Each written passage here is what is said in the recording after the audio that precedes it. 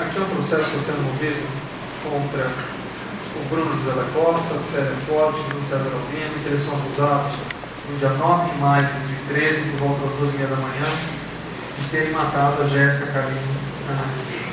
Em seguida, eles são acusados também de terem alterado o local dos fatos com o fim de produzir efeito do processo penal e induzir em erro o juízo e a perícia. É Renan Augusto Forte Ananias, correto? Isso. Renan, o senhor é irmão da Jéssica e é filho da Célia, correto? É. Então tá certo.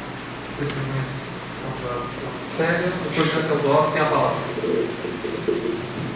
Boa tarde, Renan. Boa tarde. Renan, o que você pode dizer, o que você sabe desses fatos que aconteceram e que culminou com a morte da tua irmã? Bom, eu fui trabalhar na casa da minha irmã e do Bruno, certo? E nesse dia estava programada uma viagem para o Paraguai, onde a gente ia buscar mercadorias, tudo. E um dia antes o Bruno falou para mim que não era para mim pousar na casa dele, porque ele me buscar em Arapongas. E eu, no momento, eu nem titubeei e não contestei, apenas cedi à vontade dele. E no dia do acontecido, dia 8 de 5 de 2013, eu passei o dia na academia, fui para minha casa à noite, eu comi um lanche à noite com meu pai, 2 quadras da minha casa, na parte de trás da biblioteca municipal, e já voltei para casa. E minha mãe, logo depois eu cheguei em casa, fiquei um tempo assistindo televisão junto com meu pai, e minha mãe chegou nesse dia com a minha irmã. Ela tinha ido no jantar no Dia das Mães. Até por isso que eu e meu pai fomos comer um lanche, porque ela ia jantar fora e resolvi comer um lanche. Daí eu estava sentado no sofá, eu escutei barulho de carro, até meu pai olhou pela janela e viu que minha mãe estava chegando. E ela pegou e subiu esse dia em casa. E passou um tempo, eu até voltei para casa um pouco mais cedo, porque eu tinha que assistir o jogo do Atlético Mineiro em São Paulo, até que foi 3 gols de jogo, um gol de... não vamos lembrar agora. Silêncio, por favor. E minha mãe me contestou na madrugada por que eu não tinha ido posar na casa do Bruno. Eu falei assim, olha, ele falou que não era para mim posar lá, que ele me buscar em casa. E ela disse, estranho isso, né? Porque são lados opostos. Eu fiquei esperando essa viagem. Tá, e quando a tua mãe chegou lá, ela chegou só ela ou chegou com a tua sobrinha? Ela chegou com a minha sobrinha. A sobrinha posou lá. Posou. Ela sempre posava para casa, a Jéssica? Minha mãe... A Isadora, a Isabela? Minha mãe sempre cuidava da minha sobrinha. Era uma situação normal. A minha irmã sempre teve uma boa relação. Minha mãe, independente de tudo que minha mãe possa ter pecado em conceitos morais, certo? Não criminalmente, isso eu tenho convicção que ela é inocente. E era de praxe. Me diga uma coisa,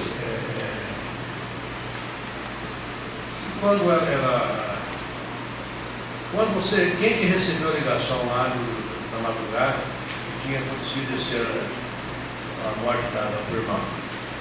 Bom, eu que recebi a ligação, porque eu estava esperando para ir para o Paraguai buscar mercadorias, e o Sidney me ligou pelo dia, ele disse que tinha acontecido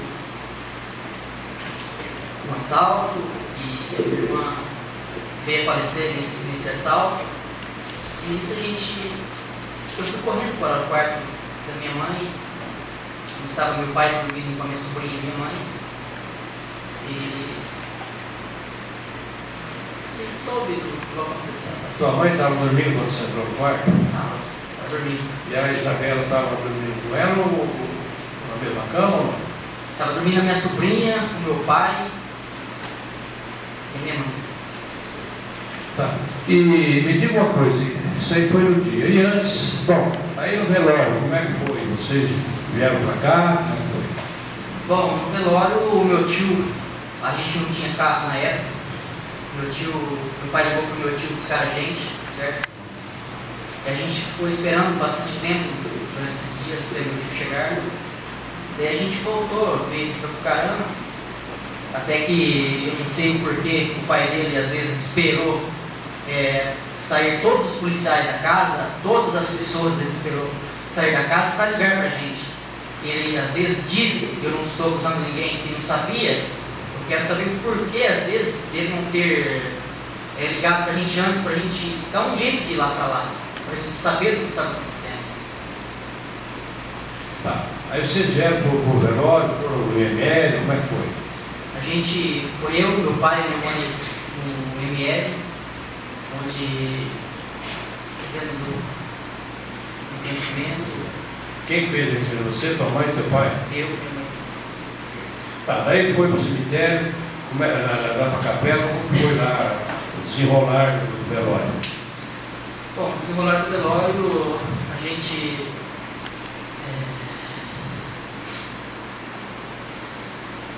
esperou. Era um dia muito complicado para a gente. A gente estava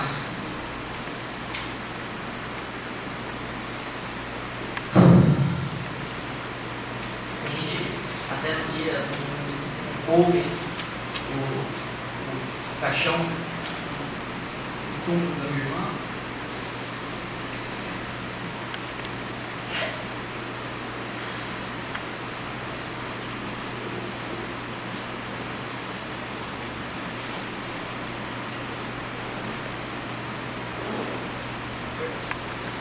Ana, eu queria, lá na capela mortuária, talvez eu não, tua mãe conversou com teu pai?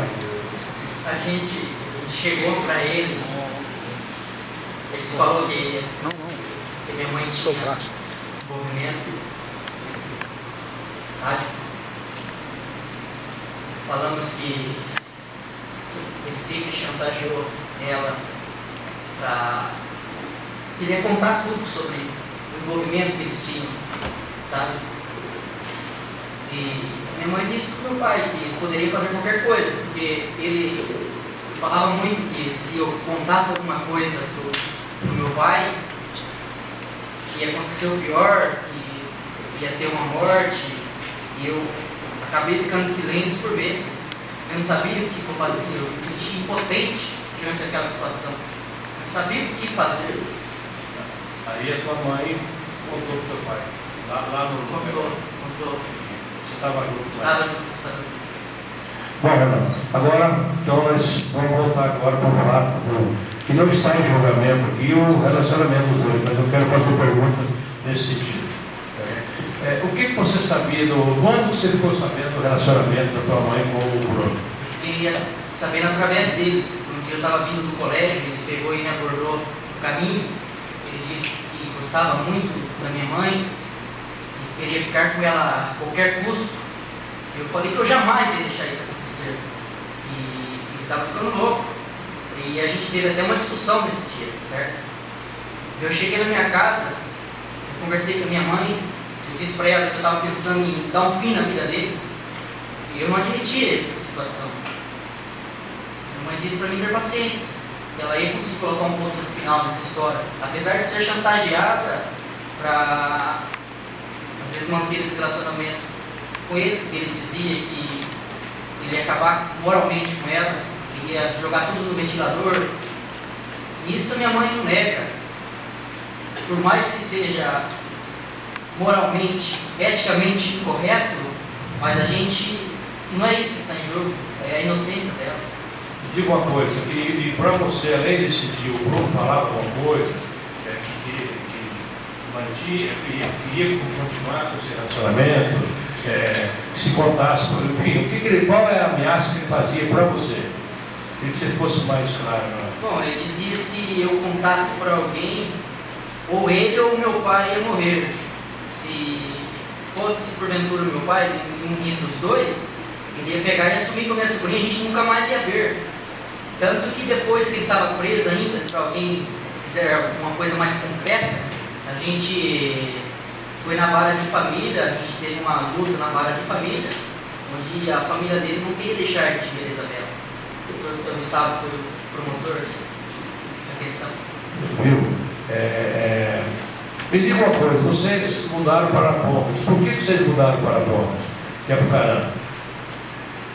Bom, isso, a minha mãe, eu era muito jovem na época, eu não sei te expressar claramente. Quem foi que alugou esse apartamento para ela, Pombos? O Sidney da Costa, o pai dele, foi o avalista. E quem alugou foi ele, mas o Sidney foi o avalista do apartamento. Tá, então isso aí foi. Vocês iram para lá, teu pai acabou ficando aqui. Tá. E quanto tempo tua mãe ficou separada do teu pai? Por volta de 3 anos. Só que sempre manifestou a intenção de voltar a morar comigo. E por que ele não voltava e a tua mãe dele não voltou? Eu não entendia muito a história, porque na época eu não desconfiava de nada do envolvimento dos dois. Só sei que teve uma época que a minha mãe reconciliou com meu pai, eles decidiram voltar a morar juntos, foi a minha maior felicidade. Eu preciso de um pai ao meu lar, eu preciso de uma mãe. Me diga uma coisa, você chegou a presenciar alguma cena mais assim picante, ou algum ato obsceno, enfim, o que você chegou a presenciar alguma coisa do Bruno com a tua mãe? Jamais, jamais. Tá. Você nunca viu conversando com ela, pressionando ela? Uma vez ele tinha depois que ele mudou de Arapongas, meu pai estava morando já conosco, ele tinha uma chave da residência sem o consentimento da minha mãe, sem o consentimento da gente. E ele, às vezes, adentrava sem a permissão na casa. Uma vez eu cheguei do colégio, eu peguei ele colocando a minha mãe contra a parede, e a minha mãe pedindo para ele soltar ela, pedindo pelo amor de Deus. Quando ele me viu chegando, ele parou. Daí eu, até que foi o dia que eu falei para ele sair da residência e conversar, e eles colocaram um ponto final nessa história. Pois eu já argumentava também nessa pressão. Além dessa vez que você viu, você chegou a presenciar a conversa com a tua mãe, de que ela se sentia pressionada, ela comentou com você que ele vai pressionar, de forma que era essa pressão? A minha mãe sempre foi uma mulher tímida, uma mulher recatada, por mais que ela tenha pecado nesse ponto, mas eu via que ela estava se sentindo pressionada, às vezes ela tinha até vergonha de chegar para mim e expressar claramente, e eu sempre tentei buscar a união da nossa família. E você também ficou com medo de contar com teu pai?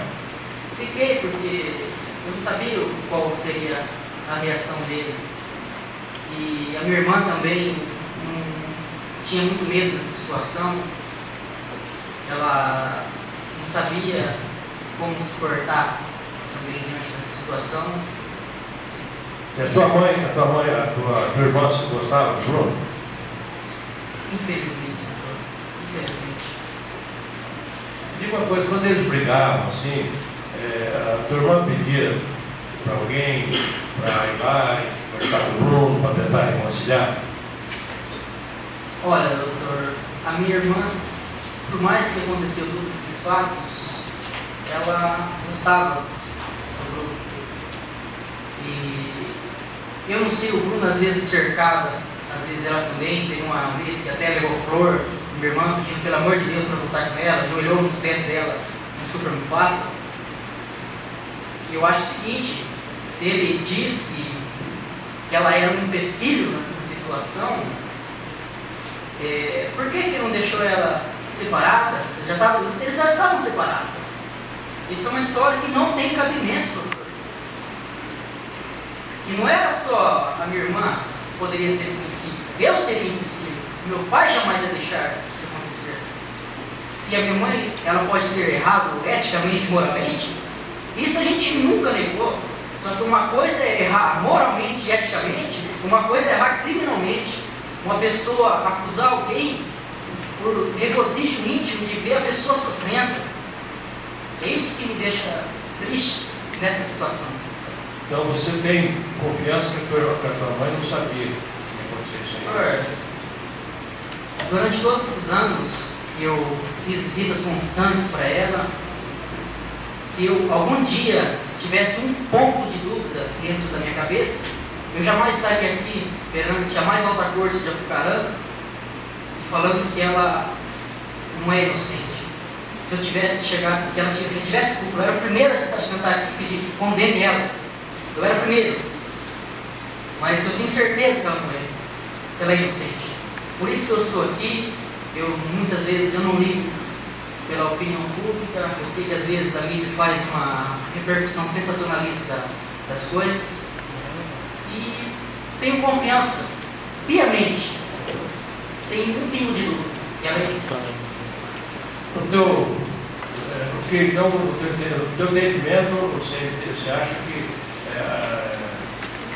vincularam o relacionamento dela com a morte do teu irmão? Doutor, querendo ou não, isso não é uma ocasião normal. Eu, que sou filho, às vezes busco a entender, só que eu sou devoto ao coração de Jesus Cristo, coração que ama, coração que perdoa, coração que é solidário, que é generoso, que é justo. E se eu tivesse aqui, eu não faço roteiro para alguém que é inocente, eu não ia me perdoar só por levar para ficar ao lado da opinião pública. Eu não ia me perdoar. Eu prefiro morrer, chega e me leve. Eu pergunto para ele aqui, por que ele não tirou minha vida? Eu fico pensando na dor que a minha irmã sentiu no dia. Por que ele não transferiu essa dor para mim? Por que ele não fez eu sentir a dor que ela sentiu da trilha para casa dela, doutor?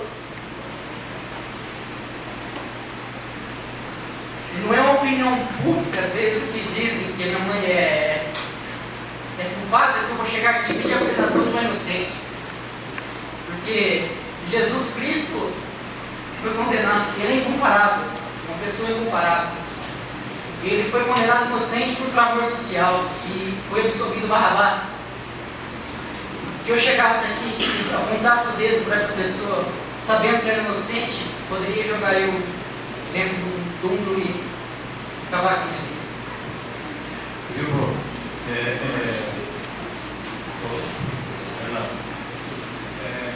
Me diga uma coisa, a tua mãe, como esposo do Padre Moraes, como mãe, Silêncio, por favor. o que você pode dizer da Célia como mãe? Foi uma boa mãe para você, para a Jéssica? Olha, doutor, antes de a gente ser entrado na nossa vida, a gente sempre foi uma família unida, foi uma família estruturada, e a gente passou por grandes dificuldades. Essa mulher que está sentada no banco dos réus, ela cuidou da minha avó 8 anos, até de hora. Ela trocou a minha avó. Ela não é esse monstro que estão gritando. Ela sempre foi uma ótima mãe. Todo ser humano pode errar um dia na vida, como eu já errei, outra pessoa pode ter errado. Mas quem somos nós para julgar alguém moralmente? Criminalmente, o promotor, assim, o doutor Cabrino, um homem justo. Ele é uma pessoa que eu assisti júri dele aqui, ele sempre prezou pela justiça. Ele está aqui do lado da minha irmã hoje. Pela gente lutar. Renan, me diga uma coisa, você tem conversado, você tem visitado a tua mãe, o que a tua mãe fala para você desses fatos, além daquilo que você já sabe? Ela comenta com você alguma coisa, e se ela está sendo da presa inocente, enfim, o que ela fala desse processo para você? Doutor, minha mãe sempre falou que ela fica muito triste, ela se sente envergonhada pelo que aconteceu. Ela nunca negou que ela teve um envolvimento com ele, só que ela é inocente, doutor. A gente sempre acreditou nisso e sempre disse que é inocente. Eu vou lá visitar ela por convicção. Ana, me diga uma coisa, como é que era o relacionamento da tua mãe com a Jéssica? Olha, doutor, por mais paradoxal que possa parecer, elas sempre foram grandes amigas. Pode ser contraditório na opinião pública, as pessoas às vezes julgam o envolvimento que ela teve, não tiram a razão delas. Infelizmente, os seres humanos preferem primeiro apontar o dedo e acusar alguém, humilhar alguém, para depois procurar entender a história. Mas elas sempre foram grandes amigas, confidentes uma da outra.